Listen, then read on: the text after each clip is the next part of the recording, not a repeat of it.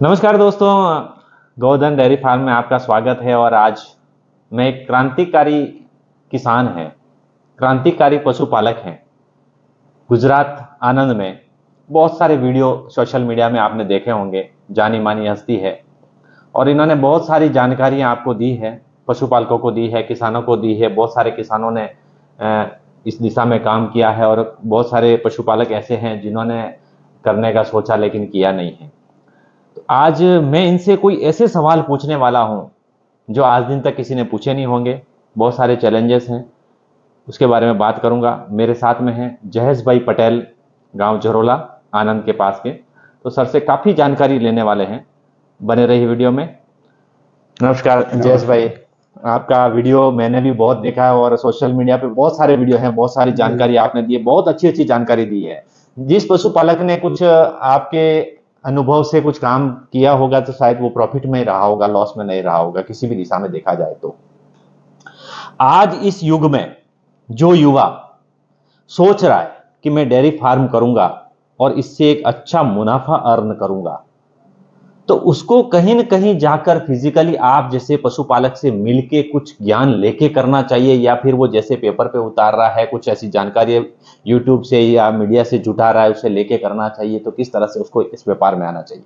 पहला तो उसका जो मतलब वही होता है जो पढ़ाई करता है, जो जी भी जी कॉलेज जी करता जी है, जो भी डिग्री लेता है जी और बाद में बोलता है मैं एनिमल रिलेटेड बिजनेस करना चाहता हूँ, जी तो उसकी पढ़ाई तो पहले जीरो हो जाएगी। जी और जितनी जल्दी वो सोच के इस बिजनेस में आने की कोशिश करता है जी तो वो तो पहले से ही जीरो है। जीरो है, बिल्कुल। और दिल से वो बोल रहा है मैं ऐसा करूंगा, लेकिन प्रैक्टिकल पॉसिबल नहीं है। प्रैक्टिकल पॉसिबल तो नहीं है। नॉलेज लेने की जरूरत नहीं है, उसको ट्रेनिंग लेने की जरूरत है। ट्रेनिंग लेने की ट्रेनिंग जरूरत लेने की जरूरत है। जी ट्रेनिंग का मतलब होता है डेयरी फार्म 2 महीने के लिए उसको मैनेज करना है। जी कोई भी फार्म पे जाएगा, जी।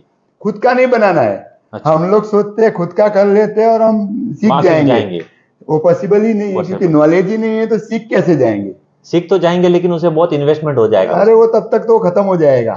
लेकिन हमें वो सोचना है, जी जैसे मेरा फार्म है, जी आप मेरे फार्म पे आ जाओ, जी, बिल्कुल 2 महीने के लिए खड़े रहो। जी आपको कुछ करना ही नहीं है।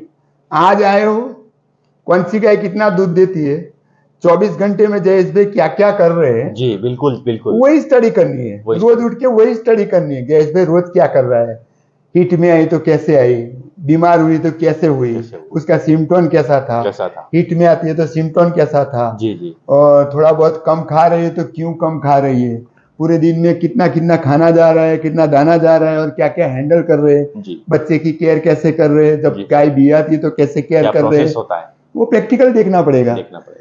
फिर 2 महीने के बाद जो आज देखा था जी, उसी गाय को 2 महीने के बाद फिर से देखना है कि क्या हुआ 2 महीने। जो मैं जब आया तो सबसे ज्यादा दूध देने वाली जो गाय थी, वो आज 2 महीने के बाद वो गाय क्या कर रही है, क्या कर रही है, कितना दूध है उसका, कितना दूध है और क्या है, वो सब समझ जाएगा। उसमें से अपने आप वो सीख जाएगा कि भाई ये जगह पे जयेश भाई गलत है, मैं उससे अच्छा करूंगा और मैं करूंगा, तब वो सफल होगा। तब वो सफल है। और अच्छा करूंगा तो जयेश भाई से पूछूंगा कि जयेश भाई आप यहाँ पर ये कर रहे हो तो ये होना चाहिए, तो किस तरह से, तो आप भी बताएंगे हाँ भाई तू इस तरह सही है। बिल्कुल वही करना पड़ेगा, वही करना पड़ेगा। सीखने से कुछ नहीं होता, सीखने से कुछ नहीं होगा। पेपर वर्क पे करके जाएगा तो उससे कोई बेनिफिट मिलने वाला नहीं है। हाँ। तो जिसमें देखा जाए कि वो जो सोच रहा है कि मैं फार्म कर लूंगा, सीख भी लेगा, ट्रेनिंग भी ले लेगा, लेकिन उसके एक अच्छा प्रॉफिट कमाने के लिए वो सोचता है कि मैं एक अच्छा प्रॉफिट कमाऊंगा, तो उसके पास कम से कम कितने दूध वाले अच्छे जानवर होने चाहिए, किस तरह से वो काम करे तो अच्छा जो दूध पे हो तो दूध पे वो पैसा कमा सके। मिनिमम 20 एनिमल का बिजनेस करना पड़ेगा, मिनिमम 20 एनिमल चाहिए। और वो आपकी एक साइकिल बनानी पड़ेगी, हर 4 महीने 7 लेने पड़ेंगे। अच्छा, एक लॉट 4 महीने में 7 गाय ले लो, फिर 4 महीने के बाद और 7 गाय ले लो, फिर और 4 महीने के बाद और 7 ले लो।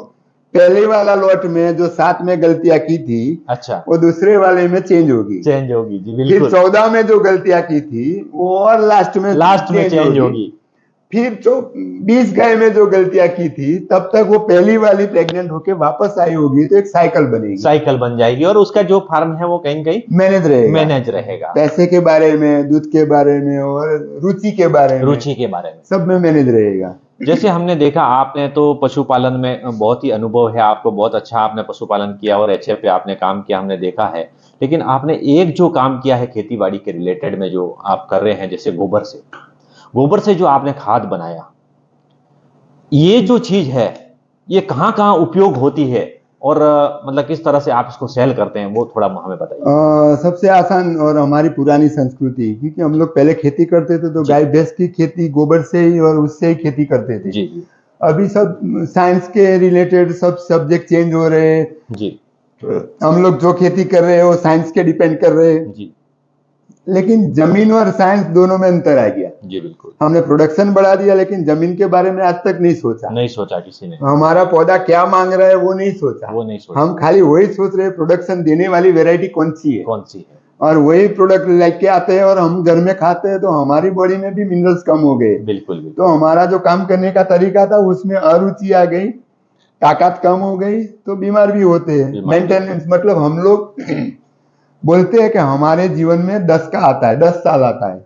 जी तो 10 साल का मतलब क्या होता है? जी 10 साल का मतलब होता था पहले 25 साल से 35 साल के बीच में जो आदमी कमाएगा जी, वो जी। पूरी लाइफ की एक चेन बनेगी। चेन बनेगी, बिल्कुल बिल्कुल। उसको 10 का बोलते थे। 10 का बोलते थे, बिल्कुल। अभी हमारी जो चेन चल रही है, हमारा जो जीवन अभी चल रहा है, जी उसमें 10 का किसको बोलेंगे? तो अभी 30 से 40 हो गया, 30 से 40 हो गया और 40 के बाद तो खुद का मेंटेनेंस चालू का हो गया। मेंटेनेंस चालू हो जाता है, क्योंकि तो खर्चे बढ़ 60 जाते तक तो वो जिंदा रहता है, जिंदा 10-40 के बाद तो हमारा खुद का मेंटेनेंस चालू हो गया, तो बिल्कुल। हमारे लिए अच्छी लाइफ तो सेट ही नहीं हैं। है। सेट ही नहीं है, सेट ही नहीं तो हमें उसके बारे में भी सोचना चाहिए। जरूर सोचना तो हम लोग जो गोबर की बात कर रहे थे, तो हम लोग दूध से जो पैसा कमाते हैं, है। जी लेकिन हम दूध देती नहीं देती उसका बैलेंस करेंगे। जी तो हर डेयरी फार्म में बच्चे बड़े नहीं करते हैं, अच्छा। हम लोग बच्चे बड़े करते जी, हैं, जी। हमारी खुद की ब्रीड खुद बनाते की ब्रीड हैं, बनाते हैं, और वही नई गाय बनती है और पुरानी गाय हम सेल करते सेल हैं। करते हैं, वो साइकिल। तो हमारे यहाँ ऑलमोस्ट यंग जनरेशन रहती है, जी तो मेंटेनेंस नहीं आएगा, प्रेगनेंसी प्रॉब्लम नहीं प्रॉब्लम आएगा, नहीं तो ऑलमोस्ट प्रोडक्शन भी आएगा,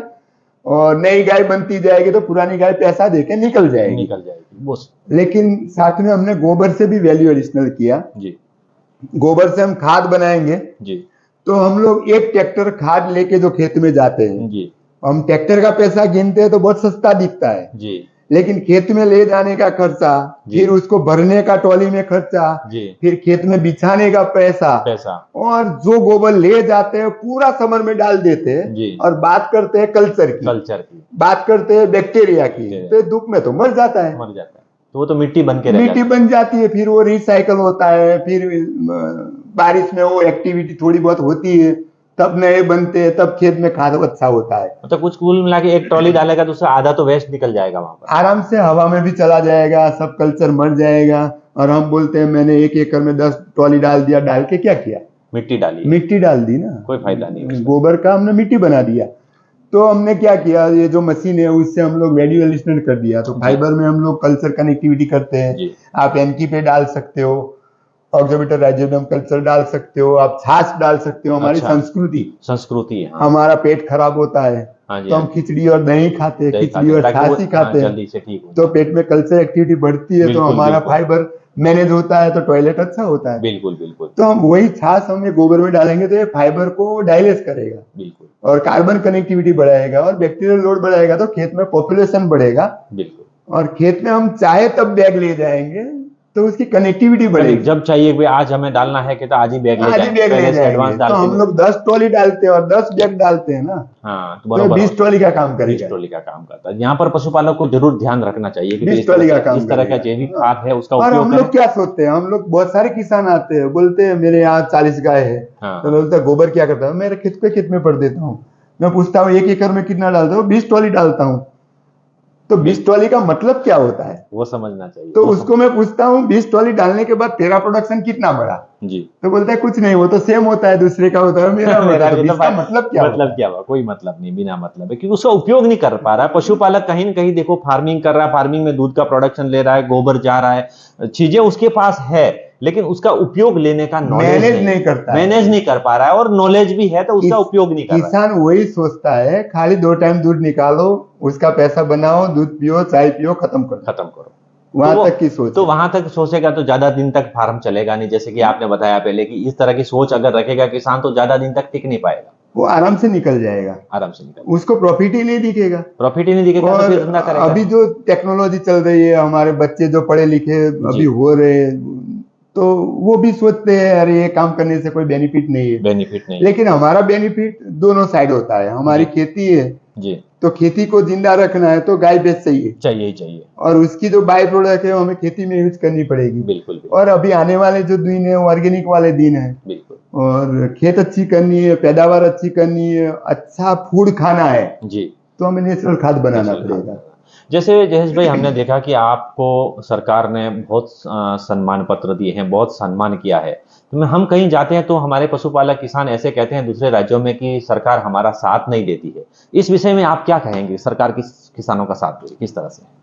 सरकार साथ नहीं देती है, वो सोच एक गलत है। जी, हम सरकार तक गए कैसे? हाँ, वो आपसे जानना बहुत जरूरी है, कुछ संदेश पशुपालकों के लिए। तो हमारा जो काम होता है ना, जी उसका काम दिखता है। जी काम दिखने के बाद डिस्ट्रिक्ट लेवल पे, तालुका लेवल पे, डिस्ट्रिक्ट से फिर राज्य लेवल पे वो ऑटोमेटिक चलता है। जी जी जी लेकिन वो सोचना है मैं जो कर रहा हूं जी वो दुनिया से अलग कर रहा हूं जी। और रियल कर रहा हूं, इंटरेस्ट से कर रहा हूं, तब आगे जाएगा। तब किसानों को सरकार भी कहीं ना कहीं सपोर्ट करेगी कि भाई किसान कुछ कर रहा है तो इसको बेनिफिट देते बेनिफिट दिया जाए, कुछ बिल्कुल आगे इसको सम्मानित किया जाए सम्मान के बिल्कुल तरीके से, या उसको कुछ जो सुविधाएं आती है सरकार की तरफ से, कोई योजनाएं आती है उसमें भी उसको सिमरित किया, बेनिफिट मिलता बेनिफिट जाए। मिलता तो है। कहेंगे किसान को भी सरकार तक जाना जरूरी है कि भाई इंक्वायरी करनी है। जैसे आप समझ लो, अभी पूछ रहे थे आप खाद कौन लेगा, जी जी है जी ना? जी, आप बिल्कुल पूछ रहे बिल्कुल थे बिल्कुल। क्योंकि सबकी सोच यही है, मशीन तो दिखता है, खाद भी दिखता है, लेकिन जी, लेगा कौन? लेगा कौन?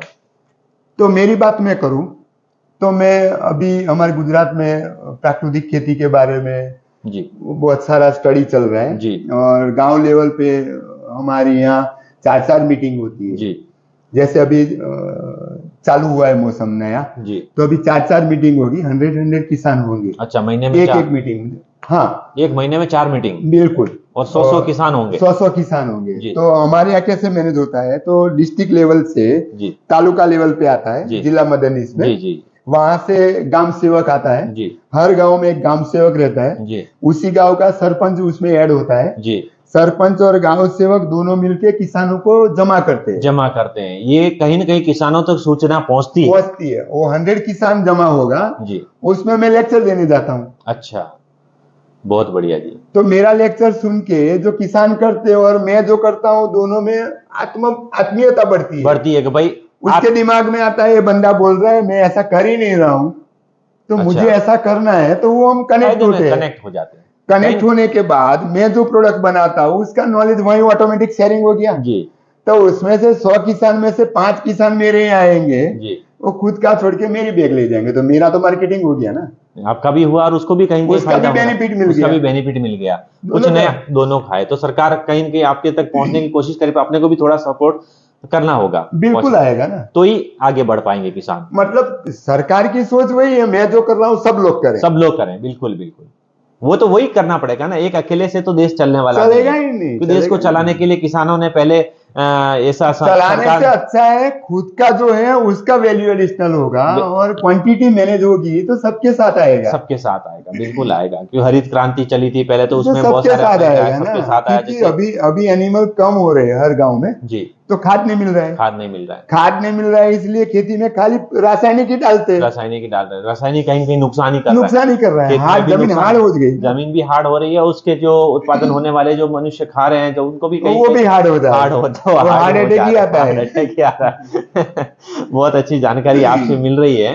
एक छोटा सवाल और मैं यहाँ पूछूंगा कि एक जो एचएफ है, एक दिमाग में रहता है कि 40 लीटर वाली गाय है, 40 लीटर वाली गाय लेके आऊंगा, मुझे इतना दूध 40 लीटर के हिसाब से वो पूरा कैलकुलेशन करेगा। एक 40 लीटर वाली गाय 40 लीटर दूध कितने दिन तक देती है? एक ये पशुपालक को बहुत बड़ा सवाल है। और वो क्या खाएगी? आपने 40 लीटर बोल तो दिया जी, फिर लोकेशन आएगा जी 40 लीटर दूध वाली कौन सी स्टेट में है, जी फिर वहां का क्लाइमेट कैसा है, जी फिर वहां का पानी कैसा है, जी और ये सब नहीं है तो हम लोग कैसे वो सब मैनेज करेंगे, जी जी वो सब आएगा। जी तो सबसे अच्छी बात है 24 घंटे में 40 लीटर गाय को दूध बनाने के लिए जो जो रिक्वायरमेंट होती है जी बॉडी के लिए बॉडी के लिए और प्रोडक्शन के लिए, जी वो सब आपको अवेलेबल करनी पड़ेगी। बिल्कुल। तो किसान और महीने की जो आप बात की, वे कितने दिन निकलता है जी।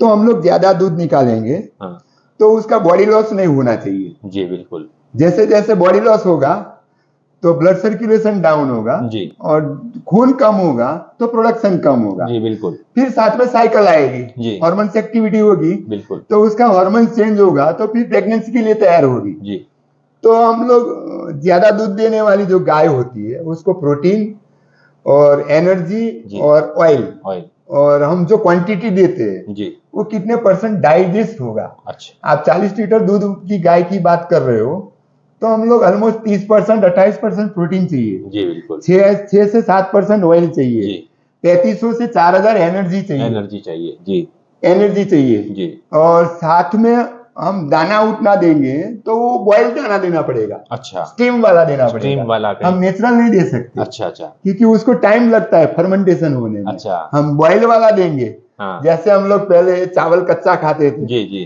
फिर हम बॉईल करके खाने लगे। बॉयल करके खाने लग गए। जी वही करना है, बॉयल वाला। Boil। ज्यादा दूध देने वाली गाय है जी। उसको हम 3 टाइम मिल्किंग में जाएंगे हाँ तो उसको बॉयल खाना चाहिए। बॉईल खाना चाहिए और फीडिंग भी मेरे हिसाब से तीन तीन 3 टाइम टाइम मैनेज मैनेज करना पड़ेगा तो थोड़ा थोड़ा हिस्सा खाए। करना पड़ेगा, हिस्सा करना पड़ेगा। हिस्सा करना हिस्सा पड़ेगा। करना पड़ेगा। तो कम से कम ये दूध कितने दिन तक, 40 लीटर वाली गाय है तो एंड में 40 जो शुरुआती दे रही है, शुरुआती कितने महीने तक 40 लीटर दे सकती है गाय? ऐसा बोल सकता हूँ 2 महीने तक, 2.5 महीने तक तो वो चल सकता है। चल ये सकता सब प्रोटोकॉल हम कवर करते हैं जी जी जी। और इसकी हेल्थ के बारे में अच्छा सोचते हैं। मेरे हिसाब से वही करना चाहिए, हर 15 दिन में 20 दिन में उसको बॉडी मेजरमेंट करना पड़ेगा। बॉडी मेजरमेंट करना पड़ेगा, बॉडी उसका मेजरमेंट मेंटेनेंस अगर पूरा करेंगे तो वो 40 लीटर देगी, वरना बिल्कुल कम वो हो जाएगा, कम हो जाएगा। बिल्कुल नहीं कम तो हो जाएगा। मेंटेनेंस में क्योंकि आएगी। कहीं ऐसा होता है कि जहां से कुछ परचेज करके पशुपालक लेके आते हैं, वहां बोलते हैं कि ये गाय 40 लीटर दूध दे देगी, गारंटी आराम से दे देगी। पशुपालक लेके आता है और वो आके 10 लीटर पे रह जाती है। तो वहां पर वो देखता है कि जो नॉर्मल चारा खा रहा है वही खा रहा है, कि इसकी देने की कैपेसिटी 40 लीटर की देने लेकिन रही। भूसा 10 लीटर वाली का है और 40 वाली गाय लाएंगे तो वो 10 यहाँ वाली। पर पशुपालक फिर दोष उसको देता है, फार्मर को, जहां से वो गाय खरीदता है। नहीं, लेकिन उसका खुद का नॉलेज नहीं है ना, उसने खाली पैसा इन्वेस्ट कर दिया और सोच बिल्कुल। अच्छी बना दी सोच। मुझे। तो पैसा इन्वेस्टमेंट करने से पहले अपनी थोड़ी नॉलेज के लिए इन्वेस्टमेंट करना जरूरी बिल्कुल है। करना पड़ेगा, बिल्कुल करना पड़ेगा। तो सर वीडियो बहुत लंबा हो जाएगा। यहाँ पर बात तो बहुत सारी होती। आपने समय निकाला, आपका कीमती समय, उसके आपका लिए भी बहुत बहुत धन्यवाद। धन्यवाद। और कुछ नॉलेज के लिए हम आपके पास आते रहेंगे। नए, आप क्रांतिकारी किसान हैं, नया कुछ न कुछ आप लाते रहते हैं हमेशा पशुपालकों को पहुंचाने के लिए। धन्यवाद। धन्यवाद।